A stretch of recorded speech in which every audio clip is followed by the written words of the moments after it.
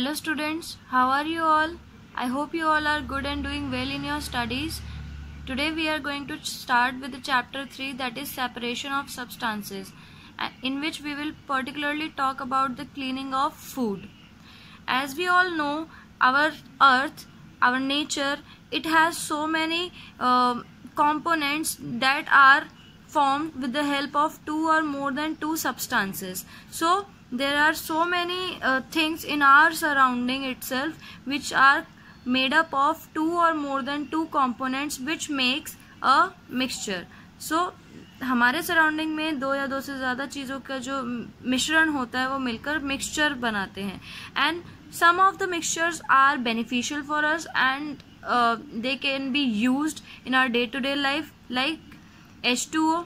H2O is a mixture of hydrogen and oxygen gas which all together constitute to be as water. अब water हमारे लिए beneficial होता है, but some mixtures are harmful for us, like इसमें हम ले सकते हैं when you buy some pulses, तो उनके अंदर क्या होता है, देयर आर सम स्टोन्स. तो उन स्टोन्स को क्या किया जाता है, उस मिक्सचर में से अलग किया जाता है. सो ऐसे ही हमारी डे टू डे लाइफ में बहुत सारे ऐसे मिक्सचर्स होते हैं. हमारे फूड आइटम्स में भी ऐसे मिक्सचर्स होते हैं जिनको हमें हमारे मेन फूड से अलग करना ज़रूरी होता है. Like if you buy apple, तो एप्पल्स के ऊपर क्या होता है, एक केमिकल होता है which protect the apple from the outside environment. So उसके लिए क्या होता है, उसको हम वॉश ऑफ करते हैं, ऐसे वेजिटेबल्स को वॉश ऑफ करते हैं ताकि वो उनके ऊपर से केमिकल्स वॉश ऑफ हो जाए. उनके ऊपर से लाइक डस्ट है तो डस्ट रिमूव हो जाए, स्मॉल पार्टिकल्स जो भी हैं, इम्प्योरिटीज जो हैं वो वॉश ऑफ हो जाए. तो इसीलिए मिक्सचर्स को सेपरेट करना हमारे लिए ज़रूरी हो जाता है. नेक्स्ट हमारा टॉपिक है need for the separation of substances from a mixture. कि ज़रूरत क्या है, इन मिक्सचर्स को सेपरेट करने की ज़रूरत क्या है. तो इसका अभी मैंने इंट्रो में भी आपको बताया कि कुछ मिक्सचर्स हमारे लिए हार्मफुल होते हैं और उनको रिमूव करना हमारे लिए बहुत ज़्यादा ज़रूरी होता है because they are undesirable and harmful substances. Like इसका अगर एग्जाम्पल हम दें कि हम जो दूध पीते हैं, द मिल्क वी हैव, अगर वो इम्प्योर है विच इज़ नॉट प्योर, तो अगर इस तरीके का दूध हम पीते हैं, it will contaminate our stomach, right, and it will lead to the diseases like diarrhoea. ठीक है, तो इस तरीके की प्रॉब्लम हम फेस ना करें तो उसके लिए हमें उसे प्योरीफाई करना या फिर हमें उसे उसके मिक्सचर से अलग करना ज़रूरी हो जाता है. ऐसे वीट, राइस, इस तरीके के ग्रेन्स अगर इन्हें हम लॉन्गर पीरियड के लिए एक जगह पर, सपोज हम इन्हें एक सैक में, एक बोरी में बंद करके रख देते हैं और हमने इन्हें साफ करके ही रखा है, after some time we will notice कि जब हम उस बोरी को खोलेंगे वी विल सी कि उसके अंदर बहुत सारे इंसेक्ट्स या लार्वा या एग्स जो हैं डेवलप हो जाएंगे. तो वो भी एक तरीके का मिक्सचर है, तो हमें इसे यूज करने से पहले चेक करना चाहिए क्या उसमें कोई इंसेक्ट, लार्वा या एग्स तो नहीं है. ऐसे ही वीट को अगर हम जब फील्ड से कलेक्ट करते हैं तो उसके बाद वो वॉश ऑफ नहीं होता है और उसमें स्टोन, सीड्स और बहुत सारे जो वीड्स होते हैं, अनचाही फसलें होते हैं, उनके बीज रह जाते हैं, तो उनको भी अलग करना ज़रूरी हो जाता है. And just like the water supply to your home, अगर वो पानी जो आपके घरों में सप्लाई किया जा रहा है वो कंटेमिनेटेड है या नॉट क्लीन्ड वाटर है, अगर वो आपको म्युनिसिपल अथॉरिटीज पानी भेज रही हैं, तो it will again lead to many other diseases which will effect your health. ठीक है, तो इसीलिए मिक्सचर्स को अलग करना ज़रूरी हो जाता है. कई बार मिक्सचर्स हमारे लिए इसलिए भी ज़रूरी हो जाते हैं ताकि हम उस मिक्सचर में से दो जो डिफरेंट सब्सटेंसेस हैं उनको अलग अलग यूटिलाइज कर सके. इसका एग्जाम्पल आपकी बुक के अंदर ये एक्टिविटी दे रखी है जो कि बहुत अच्छा एग्जाम्पल है.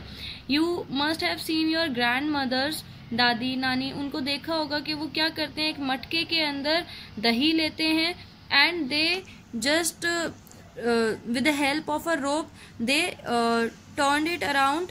इसको वो कॉन्टिन्यूसली इस प्रोसेस को वो यूज करते हैं जब तक बटर जो होता है अपर लेयर पे नहीं आ जाता है, जिसे हम चर्निंग ऑफ कर्ड भी कहते हैं.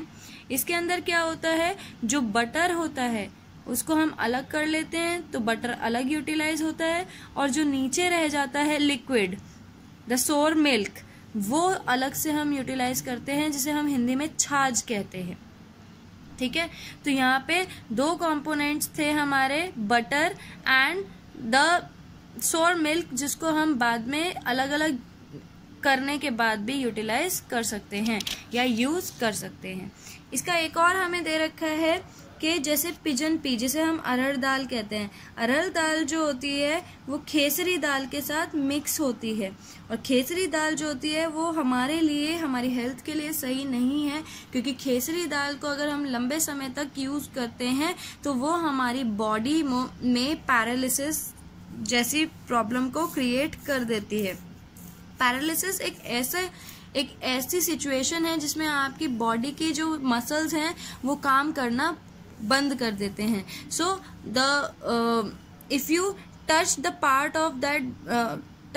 पार्ट ऑफ द बॉडी, अगर आप उसे टच करेंगे you will not feel anything. तो खेसरी दाल हमारे लिए इतनी ज़्यादा हार्मफुल है, और उसे हम अरहर की दाल से इसीलिए अलग कर देते हैं, क्योंकि अरहर की दाल मोस्टली लोग अपने घरों में इस्तेमाल करते हैं, तो उसमें से खेसरी दाल को अलग करना हमारे लिए इम्पॉर्टेंट होता है।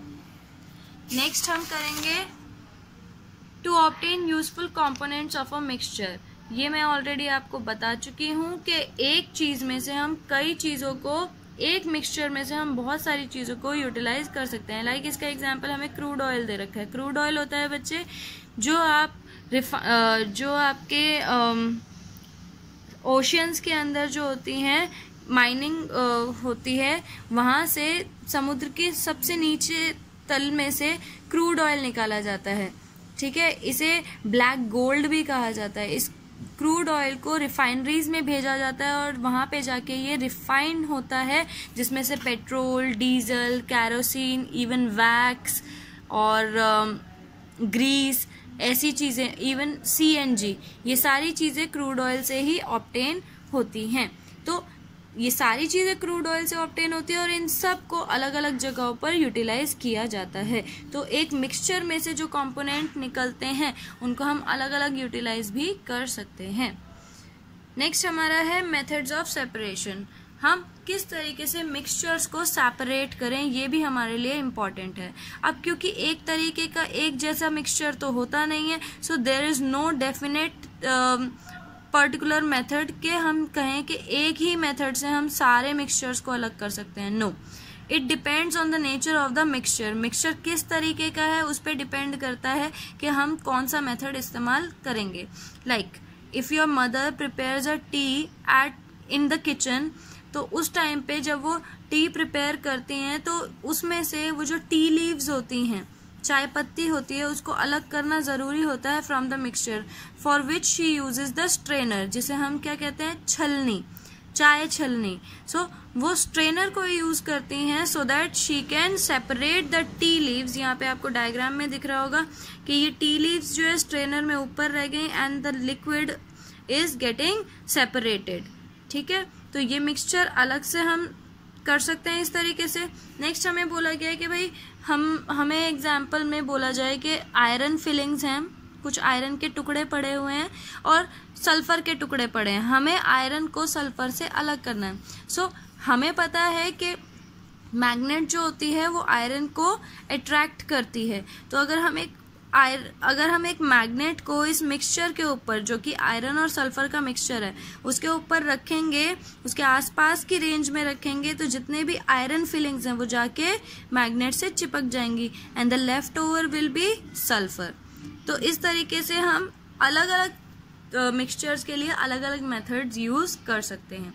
इसके लिए हमारा फर्स्ट मेथड जो होगा ये हमारा डिपेंड करेगा separation of solids from other solid. ये तब इस तरीके के मिक्सचर्स के लिए हम सेपरेशन मेथड यूज करते हैं जब हमारा मिक्सचर जो होता है वो ऐसे आइटम्स का होता है, ऐसी चीजों का होता है जो काफी ज्यादा छोटी नहीं होती हैं, दे आर क्वाइट विजिबल और दे आर सॉलिड। जैसे कि अगर मैं बात करूं दाल और उसके अंदर के स्टोन्स की, तो pulses and stones both are solid, और बहुत ज़्यादा बड़ी क्वांटिटी में नहीं होते हैं। आप एक बार में एक कटोरी दाल को ही बीन सकते हैं और आपको बहुत ज़्यादा लार्ज क्वांटिटी की रिक्वायरमेंट नहीं होती है। इसके अंदर जो होता है जो सॉलिड्स होते हैं, दूसरे सॉलिड को एक सॉलिड में से निकालना ज़्यादा बड़ा काम नहीं होता है और इनकी साइज, शेप, कलर ये सारी भी डिफ्रेंशिएट करते हैं। जैसे कि अगर हम बात करें दाल, अगर हम मूंग दाल की बात करें तो वो ग्रीन कलर की होती है, पर अगर उसके अंदर कोई स्टोन पड़ा है तो वो ब्लैक कलर का होगा या वाइट कलर का होगा और कुछ उसकी शेप भी अनइवन होगी। तो हमें पता लग जाएगा कि ये पल्सेस नहीं है और ये क्या है, एक स्टोन है।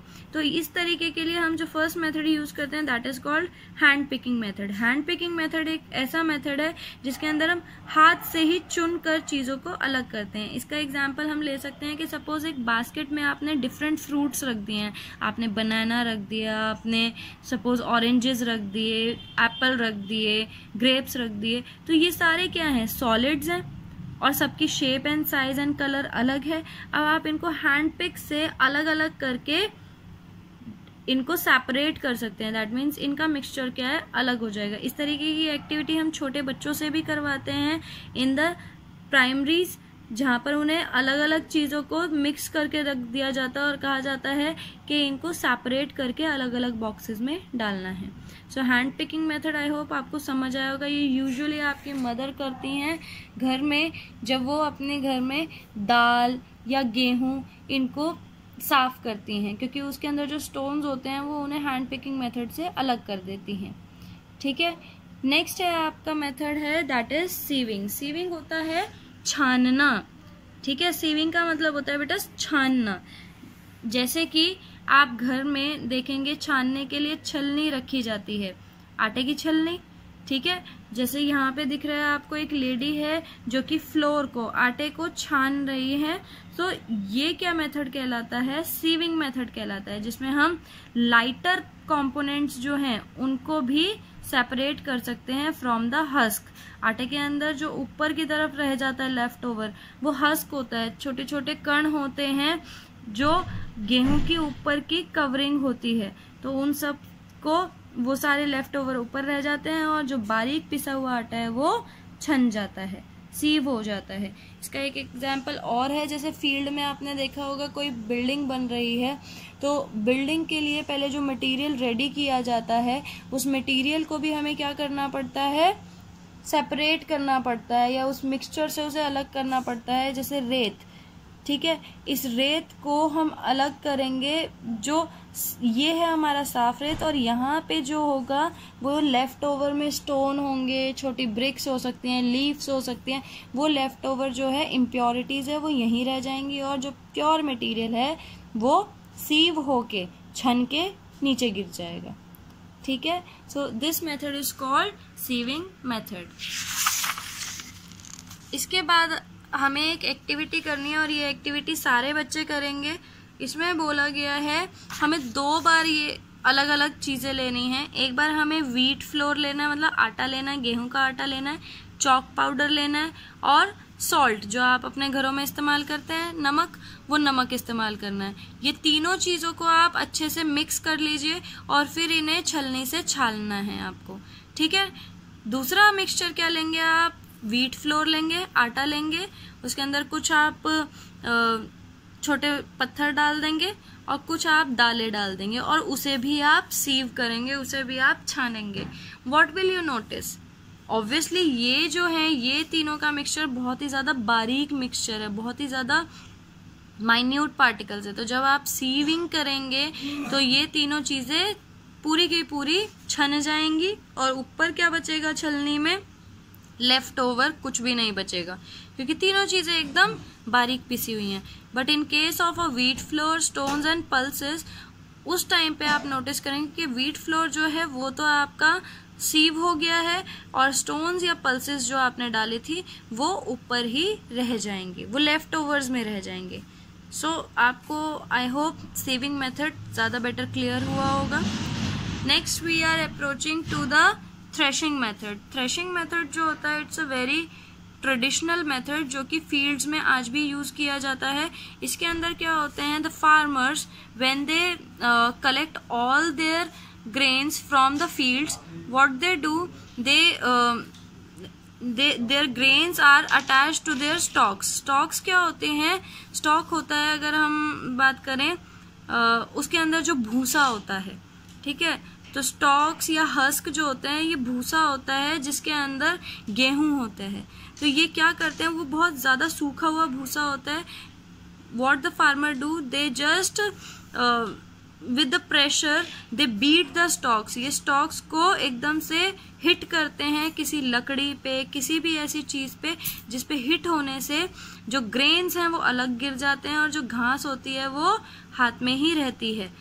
कई बार क्या होता है, वो जो स्टॉक होते हैं वो थोड़ा बहुत जो होता है हस्क के तौर पर ग्रेन्स के साथ ही मिक्स हो जाता है, जिसे हम फर्दर और सेपरेट करते हैं. तो थ्रेशिंग मेथड में क्या होता है, बेसिकली स्टॉक्स को हिट किया जाता है ग्राउंड पे, जिसकी वजह से ग्रेन अलग हो जाता है और जो स्टॉक होता है वो अलग रहता है. ठीक है, नेक्स्ट इज हमारा जो आज के लिए हम लास्ट टॉपिक करेंगे, it is winnowing method. Winnowing क्या होता है, एक ऐसा मेथड होता है जिसके अंदर हम हवा के अंदर ऊंचाई से अपने ग्रेन्स को साफ करते हैं. हमने ग्रेन्स को ऊपर से ऊंचाई से गिराना शुरू किया, हवा चल रही है. You always know that when the wind blows, जो लाइटर पार्टिकल्स होते हैं they always flow with the air.